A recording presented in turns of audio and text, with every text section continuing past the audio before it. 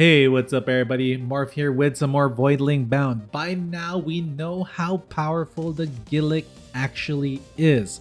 It is the most meta, most powerful Voidling in the game. But what other Voidlings can stand against it or compare with it? Well, the Kerapin.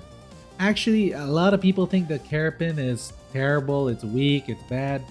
But hey, I actually made a build a few weeks ago and it reached about 171. I decided to run it back and see how far it can actually go, and I made it all the way to Abyss 390. So this is a reminder of that build. I'm gonna show you guys. You already saw the intro. It's more about the intro clip than the build, but we're gonna take a look at the build nonetheless. Here we go. So our Kerapin is right here. First, we're gonna take a look at the abilities. Alright, so the abilities, of course, it's a neutral Voidling because it is the meta element, so you gotta make that. Strength and recuperation is a must. These are the ones that you want to focus on.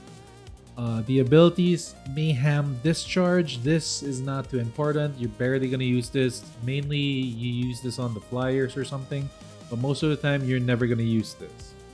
The best ability of the Kerapin is without a doubt Frozen Shell, because when you throw it, it will detonate after a long delay, granting 1 armor stack.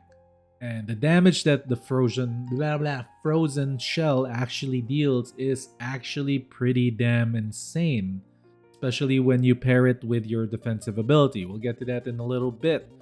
Your tertiary ability, Fist of Fury, scales with how much HP your Kerapin actually has, because it has a bonus deal 5% of your max HP as additional damage. So our build revolves around secondary ability and tertiary abilities. Defensive ability, of course, is Stand Your Ground. It makes like a shield, it blocks projectiles, all good, but it also amplifies the damage of skills or abilities that go through the shield thingy-mabobber. Shell Explosion is a god terrible, awful ultimate, but you can use it from time to time to take down like a group of elites or something, or trash mobs. You can use it, but it's actually honestly one of the weakest ultimates in the game.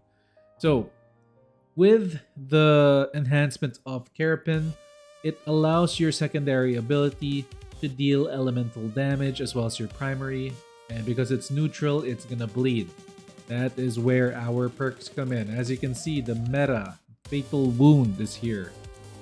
Transfusion. I don't care what anybody says. They are freaking wrong. They'd be dumb. They'd be dumb. Vampirism is garbage compared to Transfusion. Anybody who's played past level 200 will tell you Transfusion is the way to go. Don't get it wrong. And of course, for your last perk, it is Warm-Up Strikes. Because we are focused on secondary ability, you need to be able to restore your stacks of the abilities. I think you have about 6 charges to this thing. And if you alternate between your tertiary ability and your right click or your secondary ability, then you should be able to sustain your maximum armor stacks. If you guys don't know, the way to reach deep into the abyss, it all comes with the armor stacks. If you don't have armor stacks, the buff stacks that reaches up to 5, then you will not survive. You will not be able to go deep, and the moment you lose those stacks, you can get one-shotted by anything once you reach past abyss level 300, maybe even 200. Honestly, that's how important armor stacking is in the game, and that's why we got Frozen Shell. It is the best. Alright, for the genes, you want STR, STR, STR, and recuperation. This is perfect. Big damage, big power. Now, let's take a look at the catalyzers. As you can see right here, we are running Blunt Force because more crit damage, 608. True Neutral for more damage because it's neutral build. You don't really get any elemental bonuses and you don't lose any. You're not weak against, you're not weak against anything as well. Next, you're gonna want max health. This is just so that you don't get one-shotted by some things if you don't have armor stacks, or if you only have 2 armor stacks or something. This prevents you from getting one-shotted, and it has an additional bonus because your tertiary ability deals more damage because you have more health, which is what you're going to be alternating between your secondary and your tertiary. Next, crit chance, because you need this abilities to crit. Having low crit chance is not great. This is actually pretty good at 51%. That's good enough. Last, you're going to want slow and steady for more additional attack power. You do not need any fire rate multipliers. You don't need fire rate because you're not going to be firing your primary ability at all. You're just going to be spamming your right click and your tertiary ability. So yes, that is how the build is played. It's a very powerful build. I strongly suggest you try it. It is absolutely a contender for a pretty damn strong Voidling.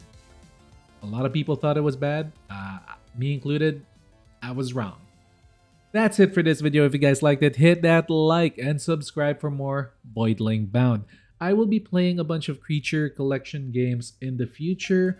I might play Pal World. I don't know. Let me know in the comments below. Do you want to see me play Pal World or not? I have not played it, but hey, it's releasing, so maybe I will play it. Let me know in the comments if you guys want that. Otherwise, I've got some other plans and other games a little bit more less known. I kind of want to focus on that to shed some light on some hidden gems. Morph out. I'll see you all on the next video. Peace.